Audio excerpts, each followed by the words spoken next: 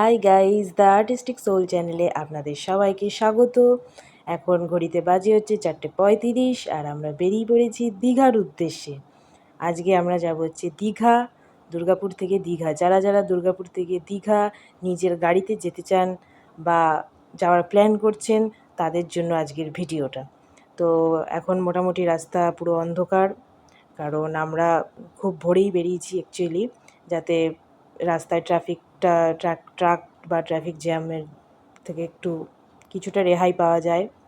তো এই যে মোটামুটি ভোর হয়ে এসেছে। আমরা অ্যাকচুয়ালি যাচ্ছি হচ্ছে বাঁকুড়া বিষ্ণুপুর রাস্তা হয়ে খড়গপুর দিয়ে আমরা সোজা ন্যাশনাল হাইওয়ে ধরে দীঘা যাব। তো দেখতে থাকো তোমরা ভিডিওটা। এই যে দ্বারকেশ্বর নদী ব্রিজ ক্রস করছি। আচ্ছা, তো আমরা মোটামুটি অনেকটাই চলে এসেছি। দেখা যাক কতক্ষণ লাগে। অ্যাকচুয়ালি গুগল ম্যাপ অনুযায়ী দেখাচ্ছে যে মোটামুটি 12টার মধ্যে ঢুকে যাব। তো দেখা যাক। এই যে সূর্যি মামা উঠে গেছে। দেখো কি দারুণ ভিডিওটা আমি নিয়েছি, দারুণ লাগছে। পুরো একদম জুম করে ভিডিওটা নিয়েছিলাম। আরও একটু আছে, ভিডিওটা দেখতে পাবে। দেখো কি দারুণ লাগছে, অসাধারণ ভিডিওটা হয়েছে। এই যে এটা হচ্ছে কি দারুণ, দেখো প্রাকৃতিক সৌন্দর্যটা অসাধারণ। পুরো দুধারে জঙ্গল আর মাঝখানের রাস্তাটা অসম্ভব সুন্দর। এত সুন্দর রাস্তায় ড্রাইভ করার মজাই আলাদা। যারা যারা নিজের গাড়িতে যেতে চাও দীঘা বা যে কোনো ট্যুর, তারা তো জানবেই যে এরকম রাস্তায় যাওয়ার আনন্দটাই আলাদা। এই যে রয়্যাল ধাবা, এই রয়্যাল ধাবায় আমরা দাঁড়িয়েছিলাম। দাঁড়িয়ে একটু ব্রেকফাস্ট করে নিলাম। এরপরে আবার বেরিয়ে পড়েছি ব্রেকফাস্ট করে নিয়ে। এই যে দেখছো, এটা আর একটা নদী পের হচ্ছি, কিন্তু অ্যাকচুয়ালি আমি জানি না ঠিক নদীটার নামটা, ভুলে গেছি, খেয়াল নাই। তো দেখো ব্যাপক রাস্তা, এরকম রাস্তায় গাড়ি চালিয়ে দারুণ সুখ।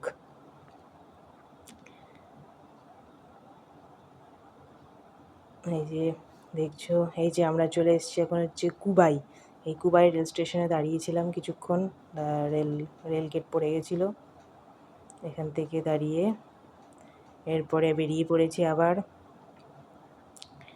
মোটামুটি এক্স্যাক্টলি আমাদের লাগবে হচ্ছে ওই 12টা থেকে 12:30, সেই অনুযায়ী দেখাচ্ছে 12টা থেকে 12:30টার মধ্যে ঢুকে যাব। এইটা হচ্ছে খড়গপুর পেরোচ্ছি। এই হাইওয়েটা দারুণ। পুরো দেখছো দুধারে ট্রাক রয়েছে, প্রচুর ট্রাক রয়েছে এখানে, দেখতেই পাচ্ছ সব ট্রাক লোড হচ্ছে।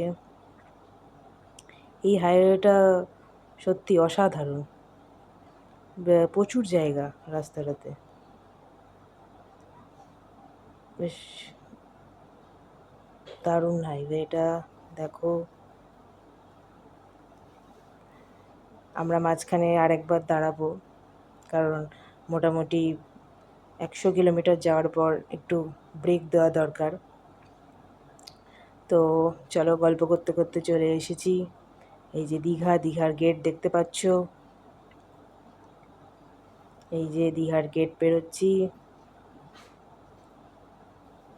এই যে এই এই এই পেরোচ্ছি। এই যে দীঘার গেট আমরা ক্রস করলাম। আমরা পৌঁছে গেছি দীঘা। এখন ঘড়িতে হচ্ছে পাক্কা 12:05 বাজে। অনেকটাই সময় লাগলো, তাও ভোর 4:30টার সময় বেরিয়েছি। তাই একটু ট্রাফিকটা কম পেতে হয়েছে, নাহলে ট্রাফিকে পড়লে আরও একটু সময় লাগলো। এবারে আমরা যাব হচ্ছে আমাদের হোটেলটা কোথায় আছে সেটা অনুযায়ী দেখতে। চলো, তো এই যে চলে এসেছি আমরা। আমাদের হোটেল ছিল দয়াল ইন্টারন্যাশনাল। এটা দীঘার বিচ থেকে ওই 5-7 মিনিটের ডিস্টেন্স হবে। চলো এবার তোমাদেরকে ভেতরে গিয়ে রুমটা দেখাই। এই যে এটা হচ্ছে রুম ভিউ, দেখে নাও। খুব দারুণ ছিল হোটেলটা। এখানে একটা টিভি রয়েছে, এদিকে ডবল বেড, এই সাইডে রয়েছে একটা ব্যালকনি, এই সাইডে রয়েছে বাথরুমে গিজার আছে।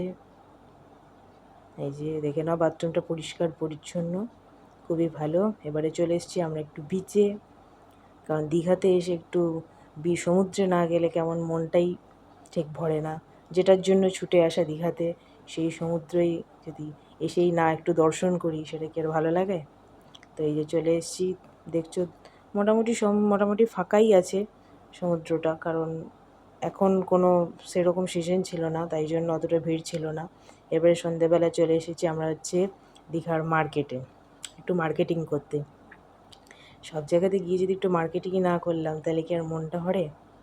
এই যে দেখছো কত দোকান, দেখো প্রচুর দোকান, প্রচুর। পুরো দোকানে পুরো ভর্তি, কানের, গলার, শাঁখ, এই সেই প্রচুর প্রচুর প্রচুর দোকান। চলো তোমাদের মেন মার্কেটের ভিতরে নিয়ে যাব। এটা সন্ধ্যের সমুদ্রটা, সন্ধ্যেবেলা সমুদ্র। চলো এই যে মার্কেটে এবার আমরা ঢুকছি। এই যে দেখছো চারিদিকে কত দোকান বসেছে। এখানে এই মাছ বিক্রি হচ্ছে, দেখছো মাছ ভাজা পাওয়া যায় এখানে। ভ্যারাইটি অফ মাছ, প্রচুর প্রচুর মাছের দোকান, প্রচুর। যত খুশি মাছ ভাজা খাও, মন ভরে মাছ ভাজা খাও। সমস্ত একদম পমফ্রেট থেকে ইলিশ, চিংড়ি, অক্টোপাসও আছে, সব রকমের মাছ আছে। চিতল মাছ আছে, চিতল মাছের পেটি আছে, যেটা তোমাদের মন চায় খাবে। এই যে দেখছো এখানে অনেক ব্যাগের দোকান রয়েছে, তোমরা ব্যাগ কিনতে পারো। এখানে রয়েছে হচ্ছে মাদুর, বিভিন্ন রকমের মাদুর। তারপরে এই যে এদিকেও ব্যাগের দোকান, ওইদিকেও মাছ আছে, মাছের দোকান প্রচুর আছে, তোমরা যেখানে খুশি খেতে পারো। তারপরে আমরা একটু টুকটাক বা মার্কেটিং করে নিলাম। এই যে এগুলো খুব সুন্দর ঝিনুক দিয়ে বিভিন্ন রকমের মূর্তি করা আছে। এই যে এবার চলে এসেছি এখানে একটু মাছ ভাজা খেতে। দেখো এখানে হচ্ছে মাছ পোড়ানো হচ্ছে। এইদিকেও প্রচুর মাছের দোকান ছিল।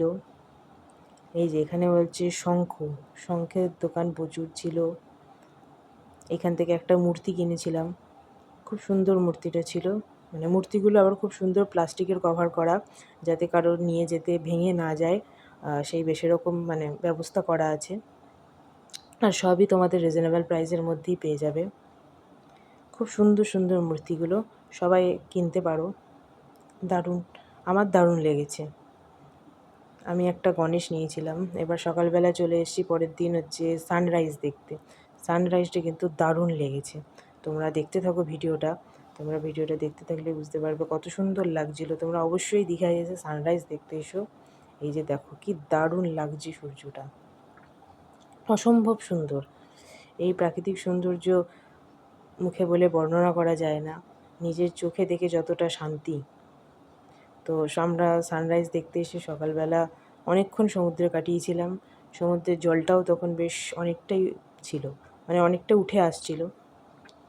এরপরে আমরা বেরিয়ে যাব হচ্ছে বিভিন্ন সাইট সিনগুলো। তো প্রথমেই চলে এসেছি আমরা চন্দনেশ্বর টেম্পল। এবার চন্দনেশ্বর টেম্পল হচ্ছে অ্যাকচুয়ালি শিবের মন্দির হিসেবেই বিখ্যাত। তো চলো ভেতরে যাই। এটা হচ্ছে বাইরেটা তোমরা দেখতেই পাচ্ছ, বেশ সুন্দর। এবারে আমরা ভেতরে যাচ্ছি। তো এই যে এখানে ইনি কুপন কাটছেন, এনার কাছে কুপন কেটে নেবে তাহলে পুজো দেওয়ার জন্য। এরপরে আমরা কুপন কেটে নিলাম, কুপন কেটে নিয়ে এবারে আমরা যাব হচ্ছে ভেতরে। এই যে দেখো ভেতরের মন্দিরটা দেখাচ্ছি। গর্ভগৃহে অ্যাকচুয়ালি ক্যামেরা অ্যালাউ নেই, তাই গর্ভগৃহের ভিডিও করতে পারিনি। তাই তোমাদের যতটা সম্ভব আমি বাইরেটা দেখানোর চেষ্টা করছি।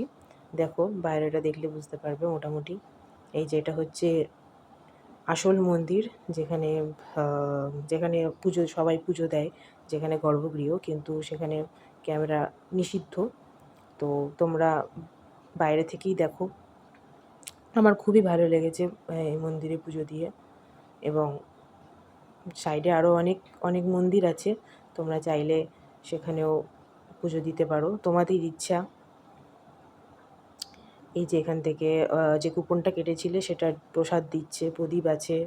তারপরে ওই শিবকে দেওয়ার জন্য গাঁজা দিয়ে একটা ছোট্ট খুব সুন্দর করা আছে, ওটাও তোমরা ওখানে জ্বালিয়ে দেবে।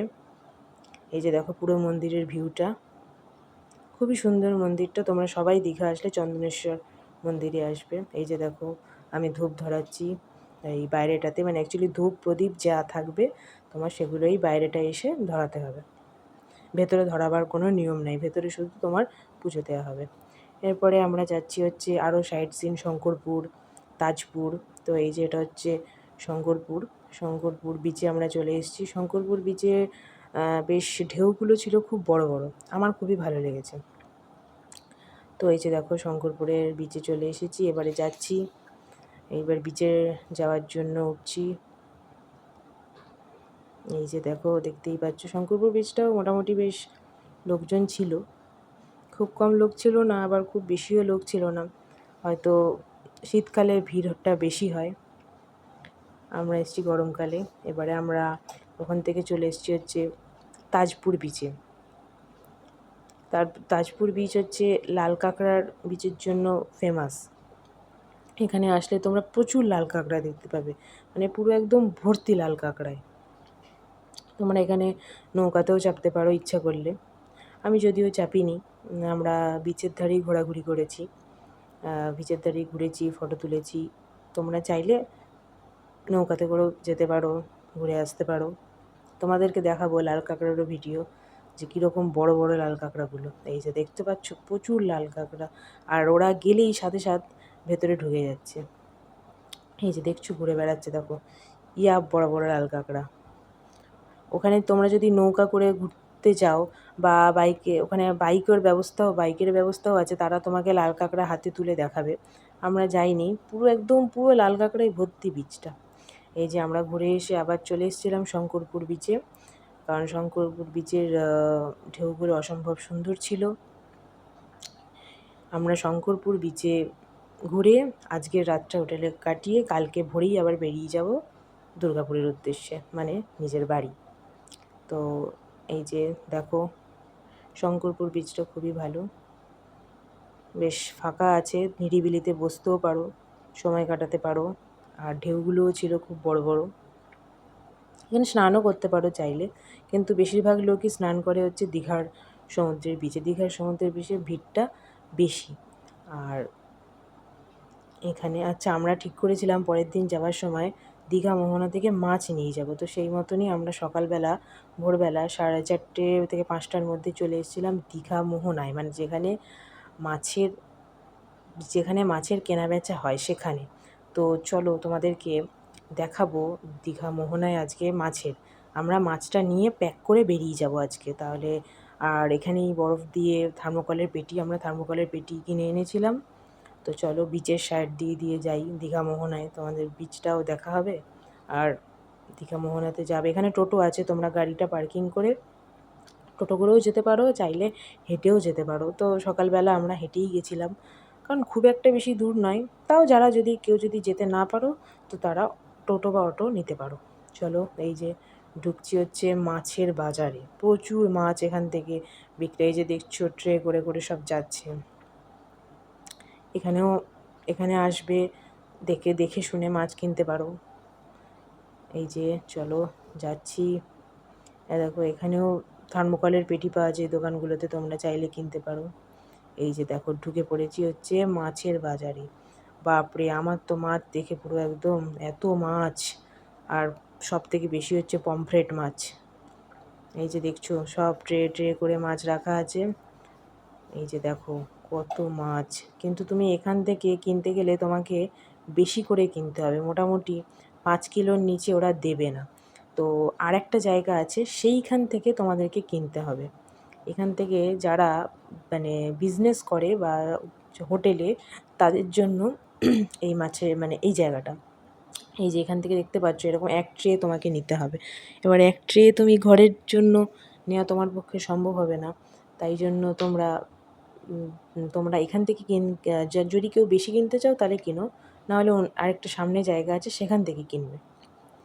তো এবারে আমরা একটু যাচ্ছি হচ্ছে দীঘা মোহনার দিকে। দীঘা মোহনাটা দেখতে এই জায়গাটা দারুণ, মানে তোমরা এই দেখো বিশাল বড় বড় জাহাজগুলো দেখছো, ওই জাহাজগুলো হচ্ছে সারা রাত মাছ ধরেছে, এরপরে তারা পাড়ে আসছে মাছ নামাবে বলে। এইখানেও প্রচুর দোকান আছে টুকটাক টুকটাক, তোমরা চাইলে কিছু কিনতেও পারো। খাবারেরও দোকান আছে, মোটামুটি ব্রেকফাস্ট হয়ে যাবে এখানে। এখানেও তোমরা টাটকা মাছ কিনে এনে বললে ওরা তোমাদেরকে ভেজে দেবে এবং তোমরা সেটা মানে কি মানে টাটকা মাছ ভাজাটা পাবে। এই যে দেখছো দীঘা মোহনাতেও ঢেউটা প্রচুর, আর দারুণ লেগেছে আমার এই প্রান্তে এসে। এটা একদম এইখানটাতে তোমরা সবাই আসবে, যারা দীঘা আসবে অবশ্যই আসবে এই জায়গার দীঘা মোহনাতে, খুবই সুন্দর। ঠিক আছে, চলো টাটা, বাই। নেক্সট ভিডিও আবার দেবো কিছুদিনের মধ্যেই। সবাই লাইক, কমেন্ট আর শেয়ার করো।